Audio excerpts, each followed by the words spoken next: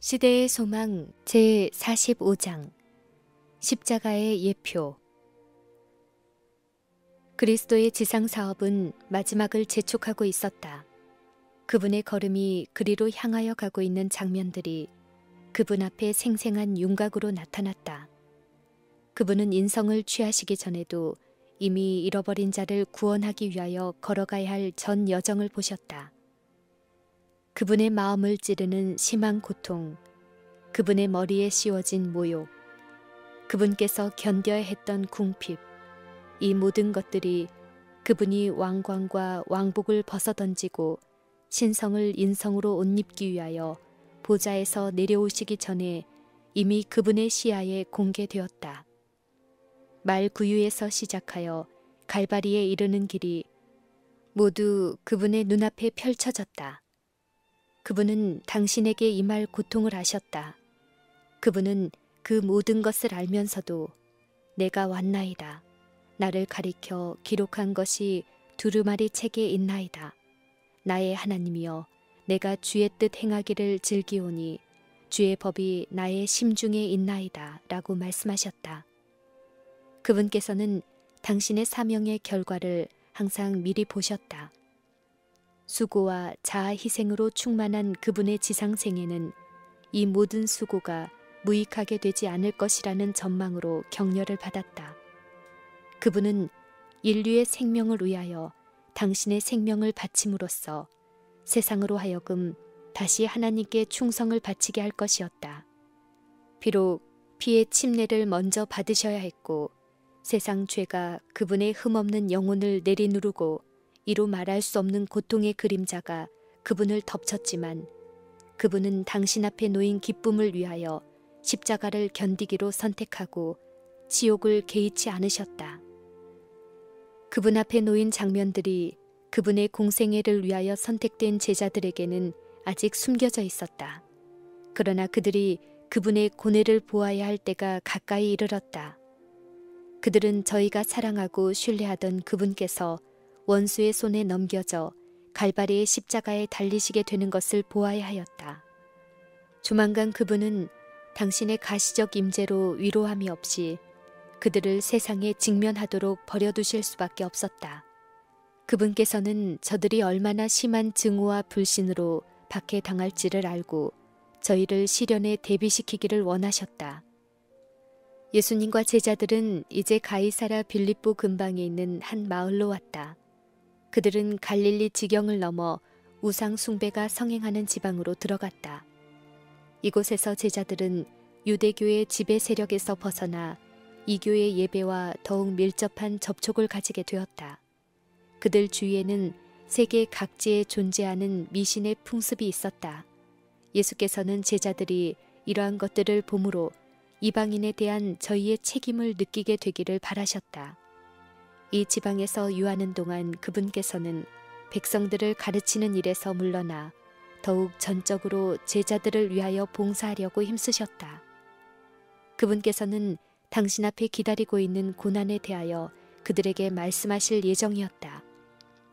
그러나 그분은 먼저 홀로 떠나가서 그들이 당신의 말씀을 받아들일 마음의 준비를 할 수 있도록 기도하셨다. 그분께서는 그들에게로 돌아간 후에도 나눠주기를 원하는 것을 즉시로 전달하지 않으셨다. 그렇게 하기 전에 그분께서는 장차 임할 시련을 견딜 힘을 얻을 수 있도록 당신께 대한 저희의 믿음을 고백할 기회를 주셨다. 그분께서는 사람들이 인자를 누구라 하느냐고 물으셨다. 슬프게도 제자들은 이스라엘이 메시아를 시인하지 않았음을 인정할 수밖에 없었다. 어떤 사람들은 그분의 이적을 보고 그분이 다윗의 아들임을 진심으로 선언하였다. 벳세다에서 양식을 먹은 군중은 그분을 이스라엘의 왕으로 선포하기를 원하였다. 많은 사람들이 그분을 선지자로는 받아들일 준비를 하였으나 그분이 메시아라고는 믿지 않았다. 예수께서는 이제 제자들 자신에 관계되는 두 번째 질문을 하셨다. 너희는 나를 누구라 하느냐? 베드로는 주는 그리스도시요 살아계신 하나님의 아들이시니이다 라고 대답하였다. 처음부터 베드로는 예수님이 메시아이심을 믿었다. 침례 요한의 전도로 확신을 얻고 그리스도를 받아들였던 많은 다른 사람들은 요한이 투옥되어 죽임을 당하는 것을 보고 요한의 사명에 대하여 의심하기 시작했고, 이제는 예수님이 과연 저들이 이토록 오랫동안 기다렸던 메시아인가 하고 의심하였다. 예수께서 다윗의 보좌에 앉으시기를 열렬히 기대하였던 제자들 중 다수가 예수께 그런 의사가 전혀 없음을 알아차리고 그분을 떠나가 버렸다.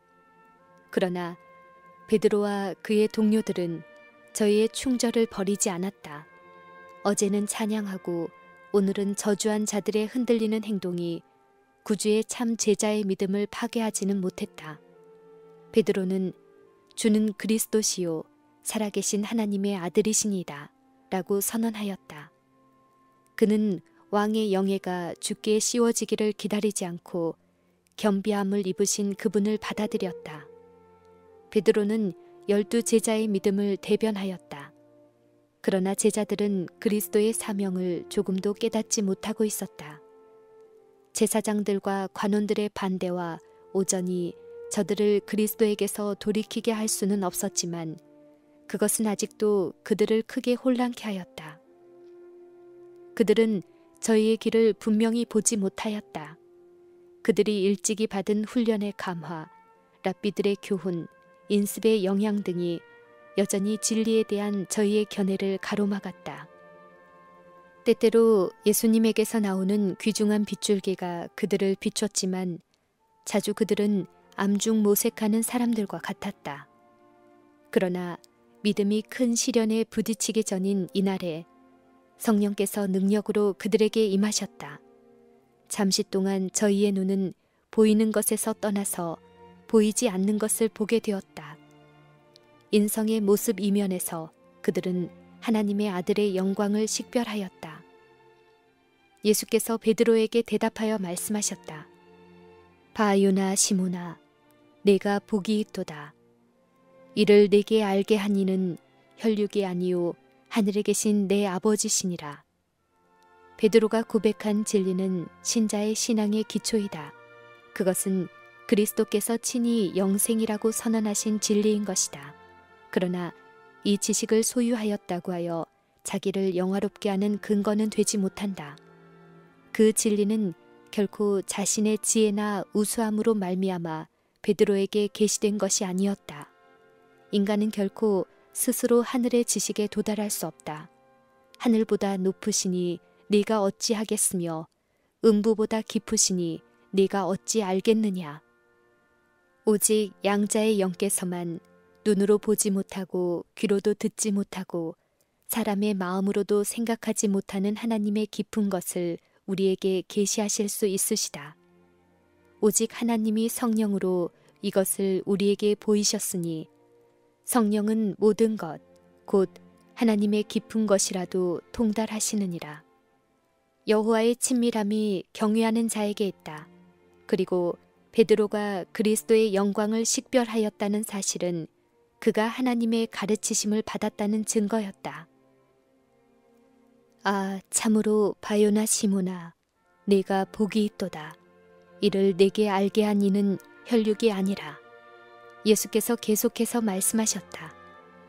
또 내가 네게 이르노니 너는 베드로라. 내가 이 반석 위에 내 교회를 세우리니 음부의 권세가 이기지 못하리라. 베드로라고 하는 말은 돌, 곧 구르는 돌을 뜻한다. 베드로는 교회의 터가 세워진 반석은 아니었다. 그가 저주하고 맹세하면서 주님을 부인하였을 때 음부의 권세는 그를 이겼다.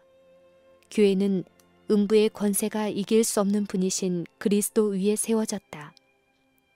구주께서 초림하시기 여러 세기 전에 모세는 이스라엘의 구원의 반석을 가리켰다. 시편 기자는 내 힘의 반석에 대해 노래하였다. 이사야는 그러므로 주 여호와께서 가라사대 보라 내가 한 돌을 시온에 두어 기초로 삼았노니 곧 시험한 돌이요 귀하고 견고한 기초돌이라고 기록하였다. 베드로 자신도 영감을 받아 기록하는 중에 이 예언을 예수께 적용시키고 있다. 그는 너희가 주의 인자하심을 맛보았으면 그리하라. 사람에게는 버림바가 되었으나 하나님께는 택하심을 입은 보배로운 산돌이신 예수에게 나와 너희도 산돌같이 신령한 집으로 세워지고 라고 말하였다. 이 닦아둔 것 외에 능히 다른 터를 닦아둘 자가 없으니 이 터는 곧 예수 그리스도라.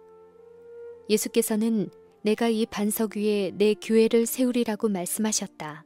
하나님의 임재하심과 모든 하늘 거민들 앞에서 또 보이지 않는 음부의 군대 앞에서 그리스도께서는 당신의 교회를 산 반석 위에 세우셨다. 그 반석은 예수님 자신, 곧 우리를 위하여 찢기고 상함을 받으신 그분의 몸을 의미한다. 음부의 권세가 이 터 위에 세워진 교회를 이기지 못할 것이다. 그리스도께서 이 말씀을 하셨을 당시의 교회는 얼마나 연약해 보였던가. 소수의 신자밖에 없었으며 마귀와 악인들의 모든 세력이 그들을 대적할 것이었다. 그러나 그리스도를 따르는 사람들은 두려워하지 말 것이었다. 그들은 그들의 능력의 반석 위에 세워졌으므로 넘어질 수 없었다. 6,000년 동안 믿음은 그리스도 위에 세워져 왔다. 6,000년 동안 사단의 분노의 홍수와 태풍이 우리의 구원의 반석을 쳤으나 그것은 요동하지 않고 서 있다. 베드로가 교회의 믿음의 기초가 되는 진리를 나타냈으므로 예수께서는 신자들의 전체 대표자로서 그를 높이셨다. 내가 천국 열쇠를 내게 주리니 내가 땅에서 무엇이든 매면 하늘에서도 매일 것이요 내가 땅에서 무엇이든지 풀면 하늘에서도 풀리리라 라고 그분께서 말씀하셨다. 천국 열쇠는 그리스도의 말씀이다. 모든 성경 말씀은 그분의 말씀으로서 여기에 포함되어 있다. 이 말씀은 하늘을 열고 닫는 능력을 가지고 있다.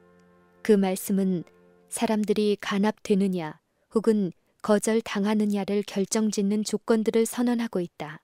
그러므로 하나님의 말씀을 전파하는 자들의 사업은 생명에 이르게 하는 향기가 되거나 또는 사망에 이르는 냄새가 된다. 그들의 사업은 영원한 결과가 달려있는 사명이다. 구주께서는 복음 사업을 개인적으로 베드로에게 맡기지 않으셨다. 나중에 베드로에게 했던 말씀을 반복하면서 그분께서는 그 말씀을 직접 교회에 적용시키셨다. 그리고 대체로 같은 말씀을 신자들의 전체 대표자인 12 제자들에게도 말씀하셨다. 만일 예수께서 제자들 중 하나를 다른 제자들보다 높여서 그에게 어떤 특별한 권위를 위임하셨다면 우리는 그들이 누가 가장 크냐고 자주 다투는 것을 볼 수 없었을 것이다. 그들은 저희 선생의 소원대로 복종하였을 것이요 그분께서 선택하신 자를 공경하였을 것이다. 한 명을 지정하여 머리로 삼는 대신에 그리스도께서는 제자들에게 너희는 랍비라 칭함을 받지 말라. 또한 지도자라 칭함을 받지 말라. 너희 지도자는 하나이니 곧 그리스도니라 라고 말씀하셨다.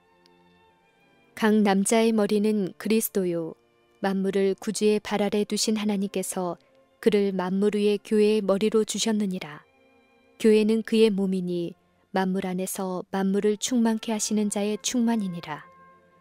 교회는 그 기초인 그리스도 위에 세워져 있으므로 그 머리이신 그리스도께 순종해야 한다. 교회는 사람에 의존하거나 사람에 의하여 지배를 받아서는 안 된다. 많은 사람들이 교회의 책임 있는 지위는 그들에게 다른 사람들이 믿거나 행하는 바를 명령할 권위를 부여한다고 주장한다. 하나님께서는 이 주장을 인정하지 않으신다. 구주께서는 너희는 다 형제니라고 엄명하신다. 사람은 다 시험에 노출되어 있으며 실수하기 쉽다. 우리는 유한한 존재에게 지도를 위촉할 수 없다. 믿음의 반석은 교회에 계신 그리스도의 살아있는 임재이다.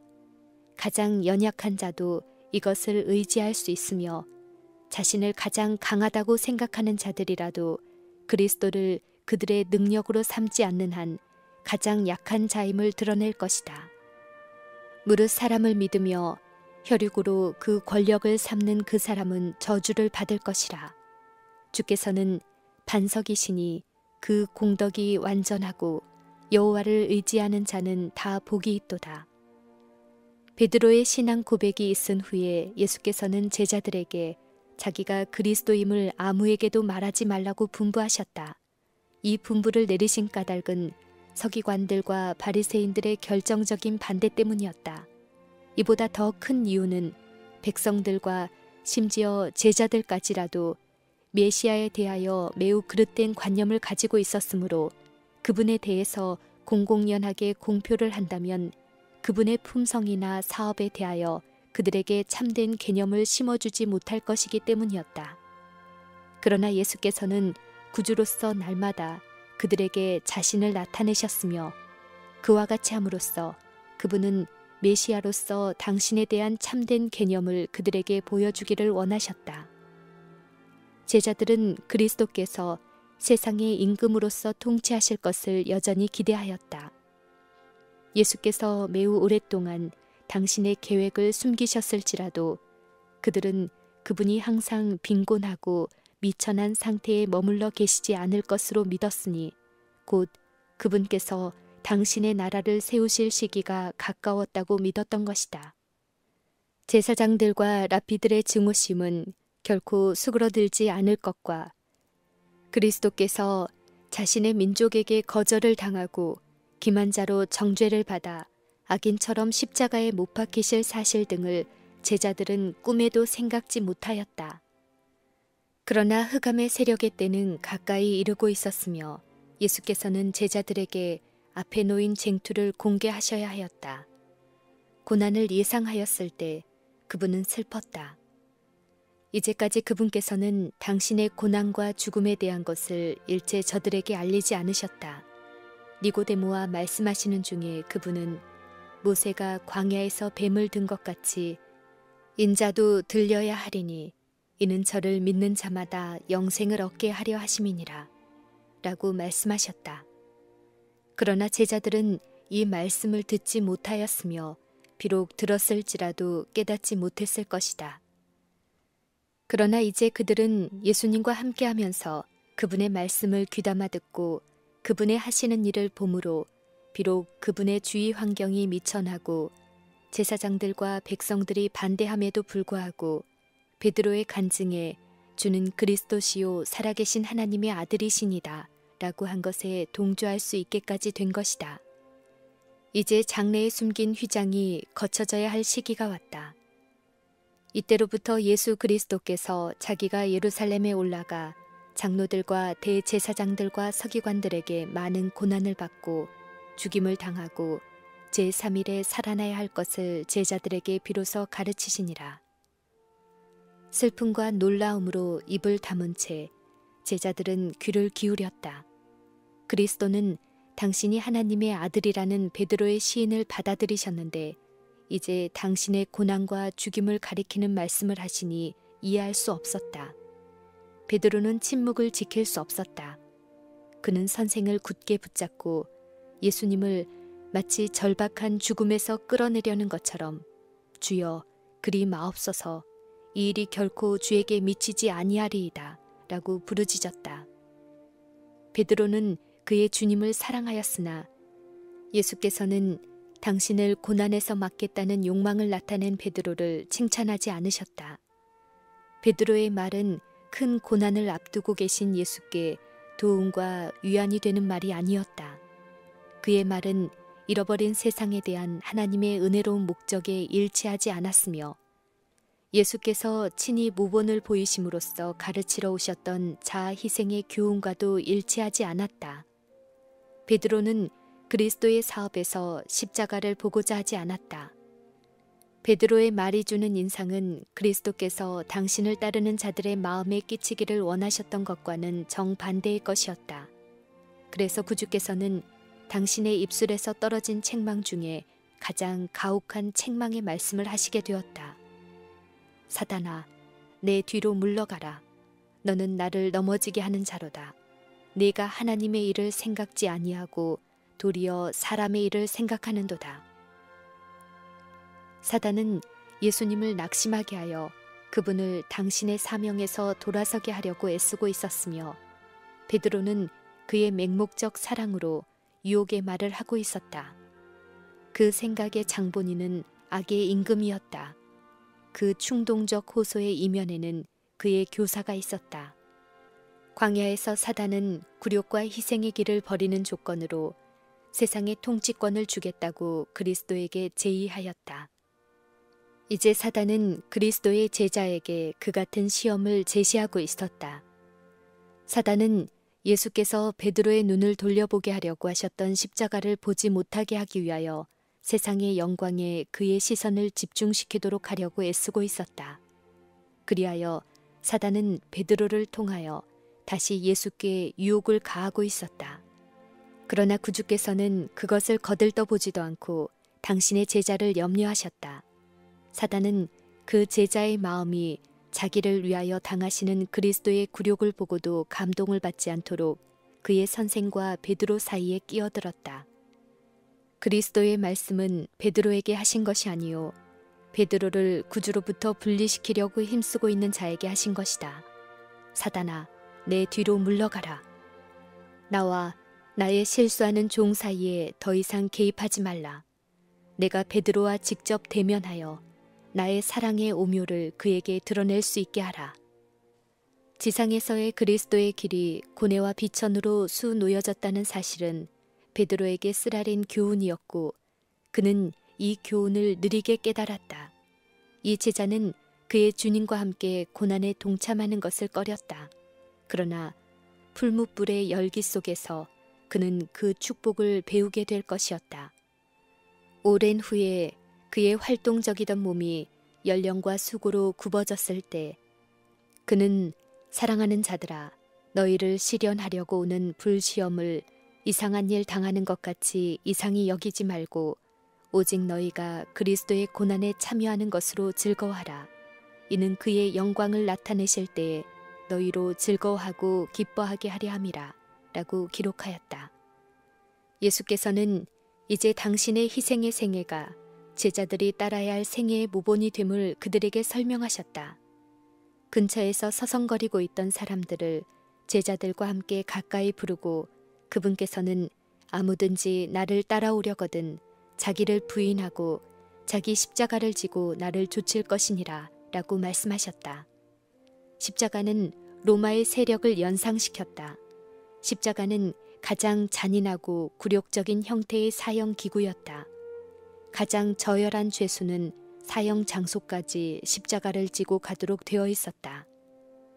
그리고 종종 그들의 어깨에 십자가를 매게 할 때에는 굴복 당할 때까지 광포하게 항거하거나 마침내 그 고문의 기구가 그들에게 메워지곤 했다. 그런데 예수께서 당신을 따르는 자들에게 십자가를 지고 자기를 따라오라고 명령하신 것이다. 그분의 말씀은 제자들에게 비록 희미하게 밖에는 이해되지 않았지만 가장 치욕적인 수욕, 곧 그리스도를 위하여 죽기까지 그들이 복종해야 할 것을 지적하신 것이었다. 이 말씀보다 더 완전한 자아 포기를 묘사한 말씀은 있을 수 없다. 그러나 그분께서는 이 모든 것을 그들을 위하여 받으셨다. 예수께서는 우리가 잃어버린 상태에 있을 동안에는 하늘을 계실 만한 곳으로 여기지 않으셨다. 그분은 비난과 모욕의 생애를 그리고 치욕의 죽음을 당하기 위하여 하늘 궁정을 떠나셨다. 값을 헤아릴 수 없는 하늘 보화로 부유하던 그분이 가난하게 되신 것은 당신의 가난으로 말미암아 우리로 부유하게 하시기 위함이었다. 우리는 예수께서 걸어가신 길을 따라가야 한다. 그리스도께서 위하여 돌아가신 사람들을 사랑하는 것은 곧 자기를 십자가에 못 박는 것을 의미한다. 하나님의 자녀가 된 자는 자신을 세상을 구원하기 위하여 내려진 사슬의 한 고리로서 잃은 자를 찾아 구원하기 위하여 그분과 함께 행군하는 자비의 경륜에 참여하여 그리스도와 하나가 된 자로 여길 것이다. 그리스도인은 자신을 하나님께 바쳤다는 것과 품성으로 세상에 그리스도를 나타내야 한다는 것을 항상 인식해야 한다. 그리스도의 생애 가운데 나타난 자기희생, 동정, 사랑이 하나님의 일꾼의 생애에서 재현되어야 한다. 누구든지 제 목숨을 구원코자 하면 잃을 것이요 누구든지 나와 복음을 위하여 제 목숨을 잃으면 구원하리라. 이기심은 곧 죽음이다. 신체의 어떤 기관도 그 활동을 그 자체에만 한정시킨다면 살 수 없다. 생명의 원동력을 손과 머리에 공급하지 못하는 심장은 그 능력을 속히 잃어버릴 것이다. 우리의 삶에 필요한 피처럼 그리스도의 사랑도 그분의 신비한 신체의 각 부분에 발산된다. 우리는 여러 지체 가운데 하나이니 주기를 거절하는 사람은 멸망할 것이다. 그러므로 예수께서는 사람이 만일 온 천하를 얻고도 제 목숨을 잃으면 무엇이 유익하리요? 사람이 무엇을 주고 제 목숨을 바꾸겠느냐고 말씀하셨다. 그분께서는 현재의 가난과 치욕을 넘어서 세상 왕좌의 찬란함이 아니라 하나님의 영광과 하늘의 천사들이 함께할 당신의 영광스런 강림을 제자들에게 가리키셨다. 그리고 나서 그때의 각 사람의 행한 대로 갚으리라고 말씀하셨다. 또한 그들에게 용기를 주기 위하여 진실로 너희에게 이르노니 여기 섰는 사람 중에 죽기 전에 인자가 그 왕권을 가지고 오는 것을 볼 자들도 있느니라고 약속하셨다. 그러나 제자들은 그분의 말씀을 이해하지 못하였다. 그 영광은 멀리 있는 것처럼 보였다. 그들의 눈은 빈곤과 치욕과 고난의 지상생에 곧 보다 가까운 광경에 집중되어 있었다. 메시아의 왕국에 대한 그들의 불타오르는 기대를 버려야만 하는가? 그들의 주께서 다윗의 왕좌에 오르시는 것을 보지 못하게 되는 것은 아닐까? 그리스도께서 비천하고 집도 없는 방랑자의 생애를 살다가 멸시와 거절을 당하고 마침내 죽임을 당하시는 일이 과연 있을 수 있을까? 제자들은 저희 선생을 사랑하였으므로 그들의 마음은 슬픔으로 압도되었다.